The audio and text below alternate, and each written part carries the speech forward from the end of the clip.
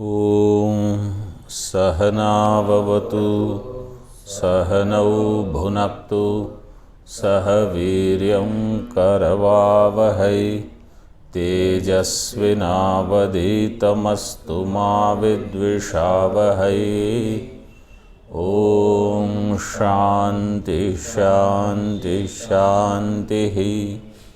शङ्करं शङ्कराचार्यं केशवं बादरायणं सूत्रभाष्यकृतौ वन्दे भगवन्तौ पुनः पुनः। ईश्वरो गुरुरात्मेति मूर्तिभेदविभागिने व्योमवद्व्याप्तदेहाय दक्षिणामूर्तये नमः। ॐ शान्ति शान्ति शान्तिः। 26वां मंत्र 32 पृष्ठ पर एक साथ पाठ करेंगे। स्वभावमर्त्यस्य यदन्तकैतत् सर्वेन्द्रियाणां जरयन्ति तेजः अपि सर्वं जीवितमल्पमेव तवैव वाहास्तव नृत्यगीते। देवान जी, अपि में पी ह्रस्व है, वो करो पाठ। नहीं, अपि कैसे होगा? अपि सर्वम, हाँ वो ह्रस्व है, उसको ह्रस्व बोलना। भाष्य में पहली पंक्ति हमने देखी थी, स्वभावाः श्वः भविष्यन्ति न भविष्यन्ति वा इति संदिह्यमान एव येषां भावो भवनम। मतलब कल कुछ रहेगा कि नहीं रहेगा इसके बारे में ही संदेह है, ऐसी चीज़ मांग के मैं क्या करूँगा, ये नचिकेता ने कहा। येषां भावो भवनम त्वया उपन्यस्तानां भोगानाम, आपके द्वारा जो भोग उपन्यस्त है, मतलब जो बताए गए हैं, ये सब कैसे हैं? स्वभावाः। तो ये अनित्यत्व, जो संसार की वस्तुएं हैं उसमें एक दोष रहेगा, अनित्यत्व। अनित्यत्व देखकर उसको छोड़ने की इच्छा होना, ये विवेकी है। अनित्यत्व तो सब देखते हैं, पूरा ब्रह्मांड, मतलब जितने लोग हैं, छोटा बच्चा है वो भी जानता है कि कुछ न कुछ तो टूट जाएगा, उसके खिलौने टूटते हैं। अनित्यत्व देखकर सभी लोगों को वैराग्य नहीं होता। अनित्यत्व देखकर वैराग्य होना, या कम से कम उसके पीछे पड़ने की इच्छा नहीं हो, ये विवेकी का लक्षण है। तो यहाँ वो बताया है। अब हम सब बहुत सारी चीज़ें अनित्य जानते हैं, लेकिन वो अगर छूट गई तो बहुत अच्छा है। तो नचिकेता को वो हो गया है, ये उसकी विशेषता रही। फिर किंच मर्त्यस्य मनुष्यस्यांतक हे मृत्यो। मर्त्यस्य यदंतक, तो अंतक मतलब जो मृत्यु ला रहा है, ऐसे मर्त्यों के मृत्यु हो आप, ऐसे हे मृत्यु। मनुष्यस्य अंतक हे मृत्यु। यदेतत् सर्वेन्द्रियाणां तेजस तज्जरयन्त्यपक्षयन्त्यप्सरः प्रभृतयो हे ही भोगा अनर्थायै वेते। यद एतत् सर्वेन्द्रियाणां तेजः, जो सारी इंद्रियों में तेज रहता है। 3 नंबर टिप्पणी में दिया, सुख जीवन प्रयोजकम सामर्थ्यम। इंद्रियों में एक तेज रहता है जिसके कारण वो दर्द नहीं देती। जैसे हाथ हैं, पैर हैं, आँखें हैं, कर श्रोत्रेंद्रिय इत्यादि। तो इनमें एक तेज है। अगर वो तेज कम हो गया, क्षीण हो गया, तो उसकी क्षमता कम हो गई। और अगर बिल्कुल चला गया तो जैसे अंधे हो जाते हैं लोग, बहरे हो जाते हैं। और हाथ पैर की भी एक क्षमता होती है। तो आप समझो यहाँ से टहल के गंगा के उस पार जाके फिर से वापस आ गए जानकी झूले से, वैसे नहीं, दूसरा तो लंबा हो जाएगा। तो इतना अगर आप करके आ गए और आपको लगा कि नहीं अभी मतलब ऐसा नहीं है कि अब 2 घंटे सो जाना पड़ेगा, तो और ठीक रहा आपका स्वास्थ्य। तो ये है, कुछ इंद्रियों में तेज है। अगर वो तेज नहीं रहा तो वो सुख जीवन का प्रयोजक नहीं होगा, फिर वहाँ दुख शुरू हो गया। अब आप ज़्यादा काम नहीं कर सकते उस इंद्रिय से। तो इंद्रियाणाम तेज है, ये है इंद्रियों का तेज। तज्जरयन्ति अपक्षयन्ति अप्सरः प्रभृतयः। ये अप्सरा इत्यादि जो आपने बताए, अप्सरा से शुरू करके प्रभृतयः मतलब वहाँ से आरंभ करके सारे भोग, पुत्र पौत्र हिरण्य पशु अश्व जो भी हैं, ये सब हमारी इंद्रियों को ही क्षीण करेंगे। एक प्रकार से नहीं, अलग अलग प्रकार से। तो यहाँ अप्सरा का जो है वो तो यहाँ सीधे ही दे दिया होगा टिप्पणी में, भाष्यकार ने ही दिया होगा। हाँ, भाष्यकार ने ही दिया है, देखो। अनर्थाय एव एते धर्म वीर्य प्रज्ञा तेजो यशः प्रभृतीनाम क्षपयितृत्वात्। इन सभी चीज़ों का वो क्षय करती हैं। धर्म, वीर्य, प्रज्ञा, तेज, यश,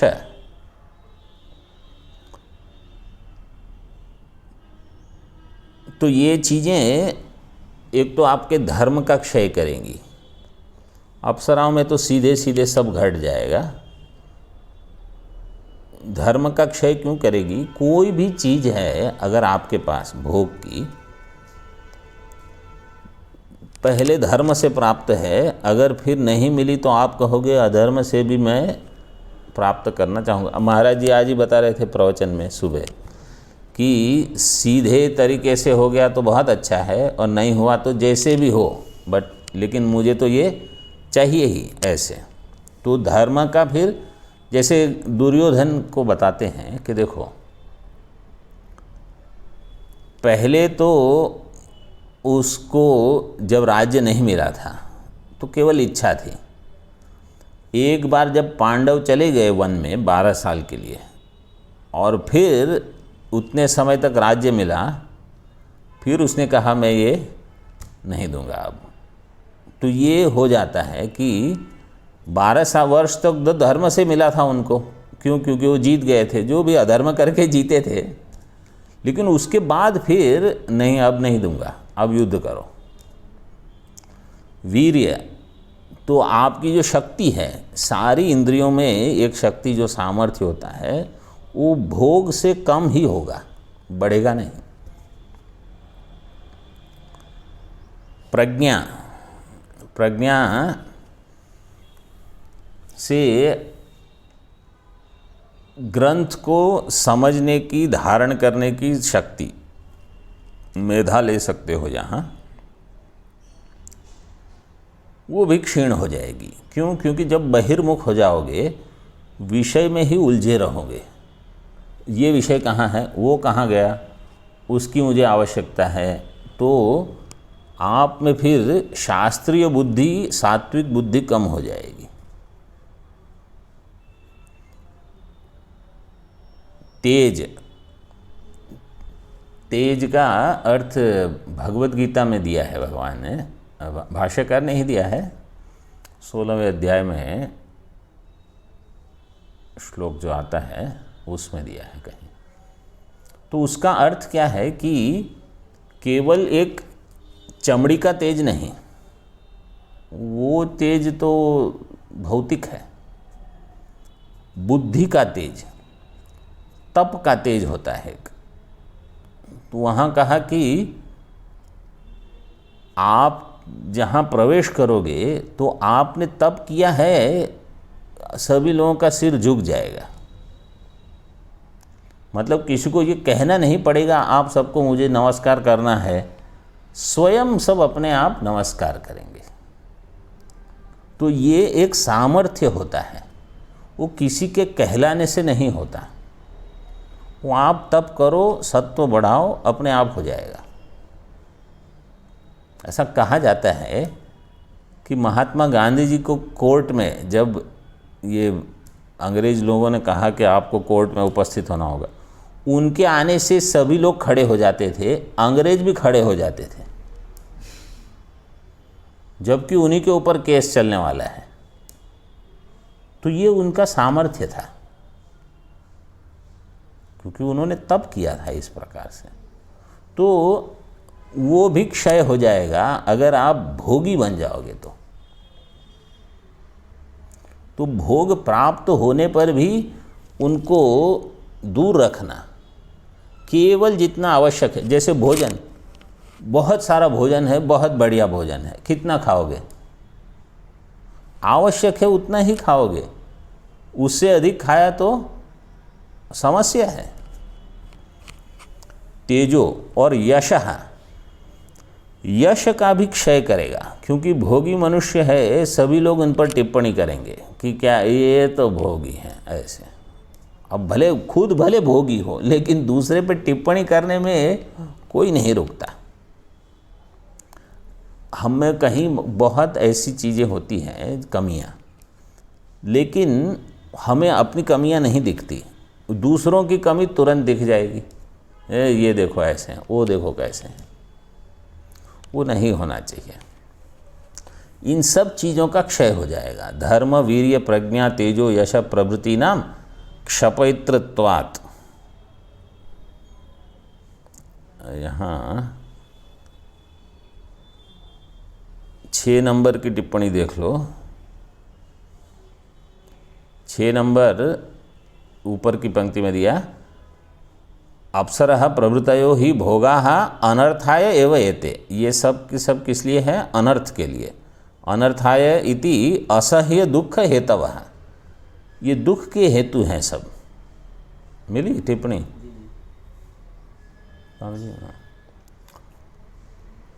तो ये अब असह्य दुख हमको समझ में नहीं आता है कि ये सब असह्य दुख के हेतु कैसे होंगे, क्योंकि हमारी बुद्धि में ऐसा है कि ये जो नचिकेता को प्रलोभन दिए गए थे, ये तो सुख के हेतु हैं। ये यहाँ टिप्पणीकार ने कह दिया असह्य दुख के हेतु हैं।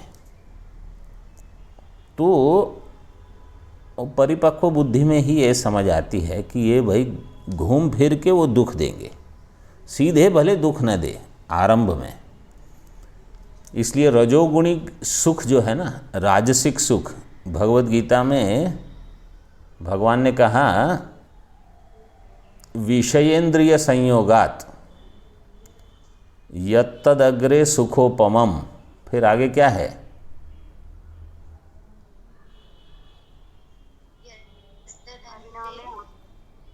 हाँ,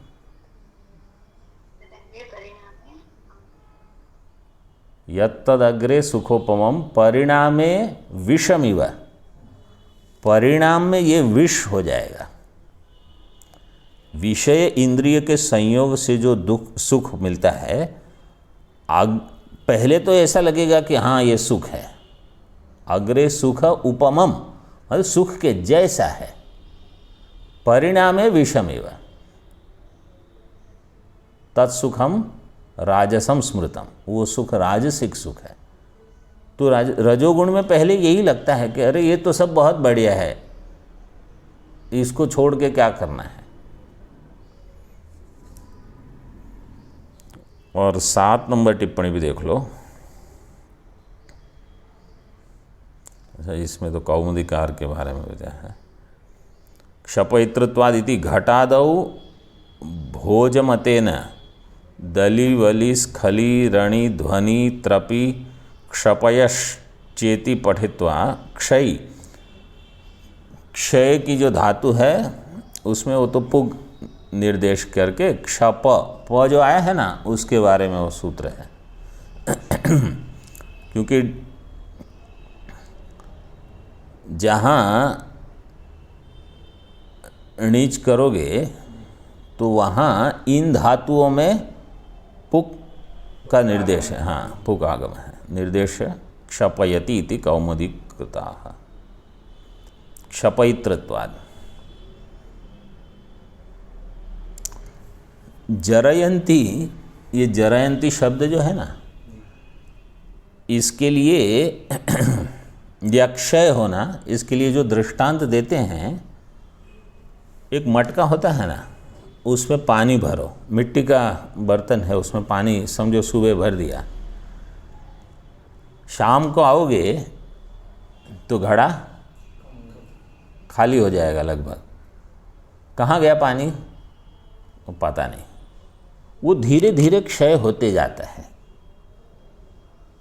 उसकी जो मिट्टी है ना, वो ऐसी बनाई है, उसमें से थोड़ा थोड़ा जल समाप्त हो जाता है। अब वैसे तो हम हमारे कटोरी में भी जल रखेंगे ना, सुबह समझो पूरी भर के रखी, ऐसे ही छोड़ दो, शाम को आधी हो जाएगी, वो तो हवा से ही उड़ जाता है। लेकिन ये घड़े में वैसे ही अपने आप ही गल जाता है। तो हमारी इंद्रियों की जो क्षमता है वो ऐसे ही कम हो जाएगी, केवल भोग में रहते हुए। याम चापि दीर्घजीविकाम त्वम दित्ससी तत्रापि शृणु। तो दो टिप्पणी हो गई नचिकेता की। पहली टिप्पणी अनित्यत्व, दूसरी क्षपयितृत्व। ठीक है।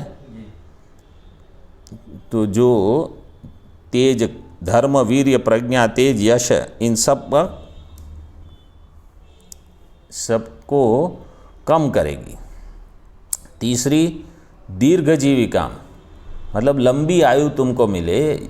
नचिकेता कहते हैं याम चापी दीर्घ जीविकाम त्वम दित्ससी, तुम जो देना चाहते हो उसके बारे में भी सुनो। सर्वम यद ब्रह्मणोपि जीवितम आयुरल्पमेव। सर्वम यद आयु अल्पमेव, पहले वाक्य ऐसा बनेगा, जो सबकी आयु है सबको अल्प ही लगती है। बोले किसकी? ब्रह्मणो अपि। ब्रह्मणो अपि मतलब ब्रह्मण से क्या लोगे? ब्रह्मा। हाँ, यहाँ ब्रह्मा को लेना है, क्योंकि ब्रह्मण की सत्यम ज्ञानम अनंतम ब्रह्म की कोई आयु नहीं है। ब्रह्मा की जो आयु है तो उनको भी 1000 दिन और 1000 रात होते हैं, और उनका एक दिन चतुर्युग होते हैं। इतना बड़ा जो है 100 वर्ष तक, वो भी मतलब बहुत दीर्घ है जीवन। फिर उनको भी लगेगा कि अच्छा बस अभी थोड़ा ही समय बचा है। तो हम सबको तो कभी ये तृप्ति नहीं होगी कि मैंने बहुत जी लिया। कहने का प्रयोजन ये है, ब्रह्मणोपि जीवितम आयु अल्पमेव, वो भी कम है। किम उत अस्मदादि दीर्घ जीविका, हमारी सबकी तो कहाँ दीर्घ। जीविका शब्द इसका एक और भी प्रयोग होता है यहाँ। दीर्घ जीवन ले लो, जीविका मतलब, क्योंकि जीविका से एक दूसरा प्रयोग क्या होता है, जो हाँ जीवन चलाने के लिए जो धन मिलता है ना, उसको कहा जाता है जीविका। यहाँ दीर्घ जीवन ऐसे लेना है। अतस्तवैव तिष्ठन्तु वाहा रथादयस्तथा नृत्य गीते च। इसलिए ये वाहन जो है, रथादि, ये नृत्य गीत तुम्हारे ही रहे। तवैव तिष्ठन्तु मतलब मुझे नहीं चाहिए, आपके पास ही ये ठीक है। 10 नंबर टिप्पणी में अल्पमेव इति तदिति शेषो यदिति उक्तत्वात् तावतापि भोगेन तृप्तेः संपादयितुम् अशक्यत्वादेव तस्या अल्पत्वम इति भावः। भोग से तृप्ति का संपादन नहीं होता, इसलिए उसका अल्पत्व बताया गया है। वो अल्प नहीं है, बहुत है, लेकिन इससे तृप्ति नहीं होगी। इसलिए क्या लगेगा, कुछ कम है अभी। श्रूयते ही ययाति प्रभृतीनाम अतिवृत्तम तद्गीतम च न जातु कामः कामानाम उपभोगेन शाम्यति हविषा कृष्णवर्त्मैव भूय एवाभिवर्धते इत्यादि इति। ययाति राजा, इसने अपने पुत्र को कहा, खुद भोग कर करके बूढ़े हो गए, पुत्रों को बुलाया और कहा कि आपका यौवन मुझे दे दो। मतलब ऐसा कुछ विज्ञान होगा उनके पास कि किसी और का यौवन आपको मिल जाए और आपका बुढ़ापा उनको चला जाए। पता नहीं कैसे हो गया, कि ऋषि के तप से हो गया, किसी ऋषि ने आशीर्वाद दे दिया, ऐसा करो तो हो जाएगा। अब पुत्रों ने, पहले दो ने तो कह दिया कि आप बूढ़े हो, बहुत अच्छा हो गया, चुपचाप बैठो अभी, अब हम युवा हैं, हम सब करेंगे। तीसरे पुत्र ने कहा ठीक है पिताजी, मैं अपना यौवन आपको दे दूंगा, और खुद बूढ़ा हो गया।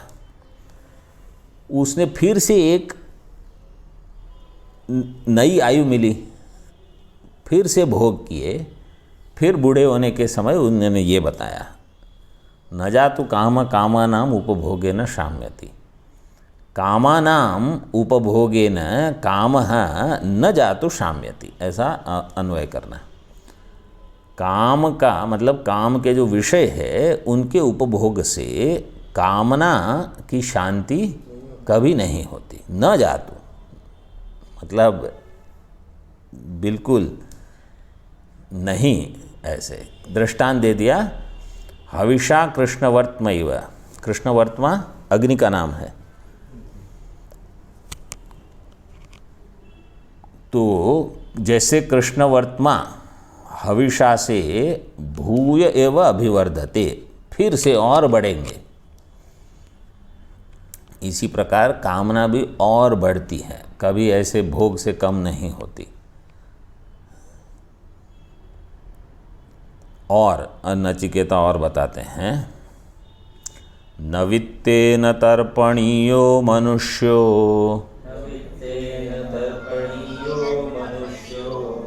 लप्स्यामहे वित्तमद्राक्ष्म चेत्वा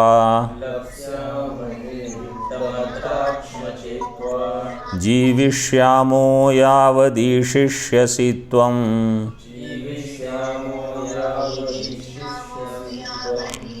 वरस्तु मे वरणीयः स एव।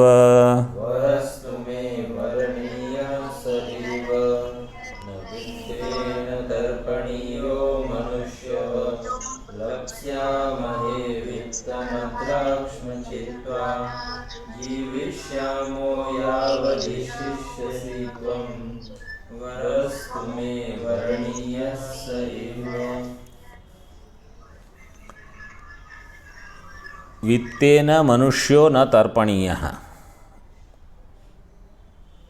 धन से किसी की तृप्ति नहीं होती मनुष्य की, कितना भी धन मिल जाए। पहले लोगों को ये भी एक विचित्रता है, पहले ऐसा था कि 2-5 हज़ार मिल जाते तो लोग कहते अरे बहुत धन है, और अभी 20-25 करोड़ हो तो बोले वो तो थोड़ा है इनके पास बस। मतलब 20-25 करोड़ से भी कुछ, एक आश्रम भी अगर हो, समझो अब महात्माओं की बात, एक आश्रम, बोले एक ही आश्रम है इनका, उनके तो बहुत है। अब अभी आप आए थे साधना सदन, आप नहीं आए थे? नहीं, हम लोग, हाँ। तो उन्होंने एक नया मकान बनाया है, उसमें एक बड़ा अंदर हॉल है, लगभग 550-600 लोगों का पूरा एयर कंडीशन हॉल बनाया है, नए साउंड सिस्टम ये वो, 3 मंजिले का मकान ऐसा दिख रहा था। एयर ब्लॉक हो रही थी। हाँ, एयर ब्लॉक बनाए हो रहे थे सत्संग में। अच्छा, तो हमारी कुछ मतलब मैंने ही बात उठाई, मैंने मंडलेश्वर जी को कहा कितने, उनके साथ कोई हुए थे, उनको हमने पूछा, इनको नहीं पूछा, वो कोई आए थे हमको छोड़ने आए थे ना गाड़ी में, तो हमने पूछा कि कितना होगा, तो वो बता रहे थे 12 करोड़ जितना। 12 करोड़ उनको लगा 2-3 करोड़ में हो जाता होगा। मैंने कहा 17-18 से कम नहीं होगा, क्योंकि बहुत अच्छा बनाया था। तो अब देखो, एक समय था जब, और ये ज़मीन तो पहले से अपनी ही, मतलब ज़मीन खरीदने की ज़रूरत नहीं, केवल बनाने का ही खर्चा, वो भी ये जान पहचान वाले, इनको उनको जो भी भक्त हो कहीं कहीं से संबंध लगा के, फिर भी होता तो है ही उतना। पैसे से किसी की तृप्ति नहीं होती, ये भी समझ लेना है। और ये बनाओ फिर लगेगा अच्छा और थोड़ा बड़ा बनाना चाहिए। अंदर कितने लोग हैं वो देखो पहले।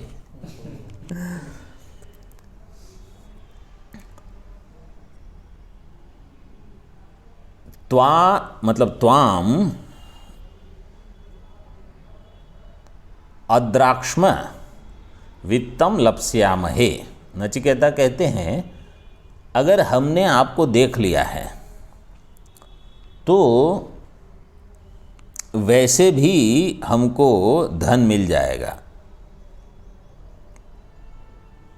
मतलब धन के लिए अलग से वर मांगने की ज़रूरत नहीं है। अगर हमने आपको देखा है, हम आपको मिले हैं, तो ये भी अपने आप ही उपलब्धि हो जाएगी।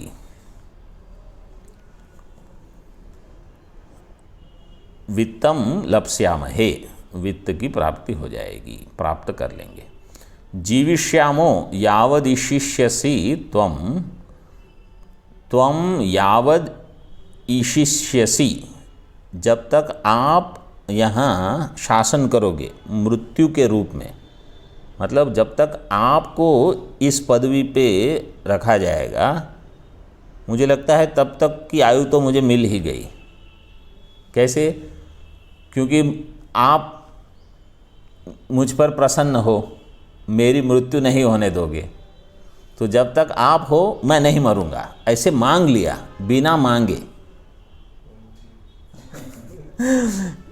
हमारी तो पहचान है, जो कहते हैं ना लोग, हमारी तो बहुत अच्छी पहचान है, अब आप थोड़ी हमको रोकोगे, मतलब आप तो हमको जाने ही दोगे, आप मत रोको हमको, ऐसे। इसलिए में स एव वरः वरणीयः, इसलिए मेरे लिए तो वही वर वर्णीय है जो मैंने पहले पूछा है, जो मांगा है वही वर्णीय वर है। भाष्य। किंच न प्रभूतेन वित्तेन तर्पणीयो मनुष्यः। प्रभूत मतलब बहुत सारा धन मिलने पर भी मनुष्य की तृप्ति नहीं होती। नहीं लोके वित्त लाभः कस्यचित् तृप्ति करो दृष्टः। पैसा मिलने पर किसी की तृप्ति नहीं होती। और जो ये समझते हैं कि हम यहाँ 100 और वहाँ 200 इससे ही तृप्त हो जाएंगे भंडारे में, उन्होंने तो कुछ दुनिया ही नहीं देखी है अभी। कहाँ इससे थोड़ी तृप्ति होती है, वो तो हमेशा अतृप्त रहेंगे। कस्यचित् तृप्ति करो न दृष्टः वित्तलाभ।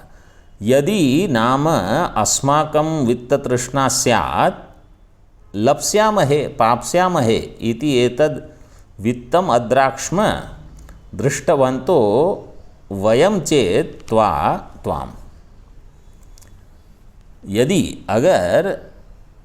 यदि नाम मतलब अगर ऐसा कहा जाए कि हमको धन की तृष्णा है, अस्माकं वित्त तृष्णा स्यात्, अगर हमको है, लप्स्यामहे हमको प्राप्त हो जाएगा। कैसे प्राप्स्यामहे इति एतद् वित्तम अद्राक्ष्म। अद्राक्ष्म ये दृशिर प्रेक्षणे धातु से बनेगा।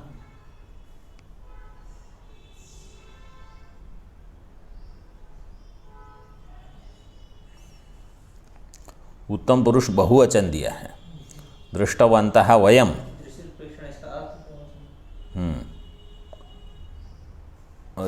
लेकिन ये परस्मैपदी प्रयोग है यहाँ। तो ये कैसे होगा?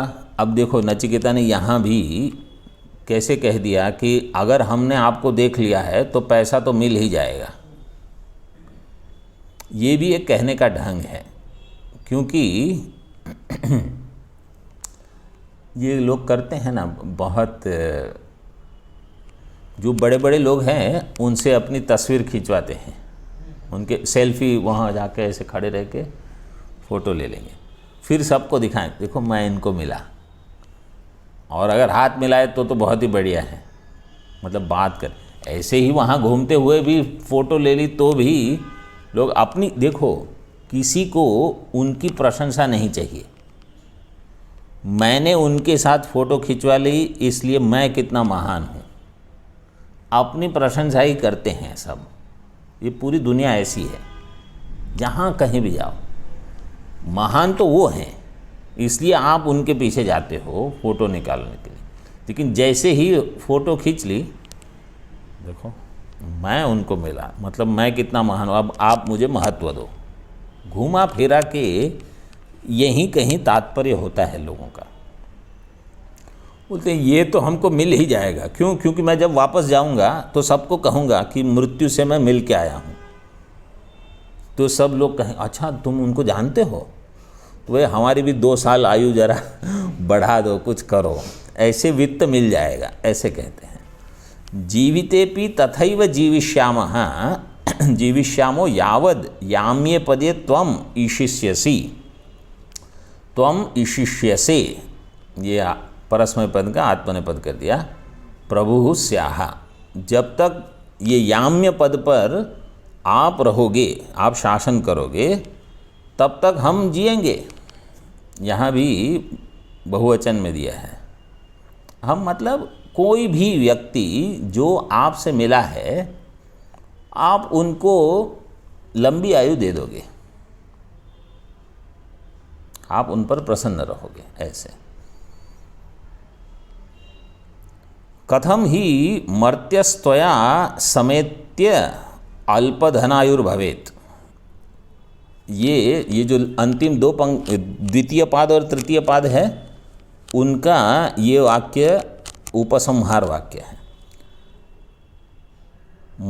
हे मर्त्य त्वया समेत्य, आपको प्राप्त करके, समेत्य का अर्थ है आपको प्राप्त करके, मतलब आपको मिल के, कोई व्यक्ति कथम अल्प धन और आयु, अल्पधनायु ये विशेषण हो जाएगा उस व्यक्ति के लिए जिसने आपको, जो आपको मिला है, वो अल्पधनायु नहीं हो सकता।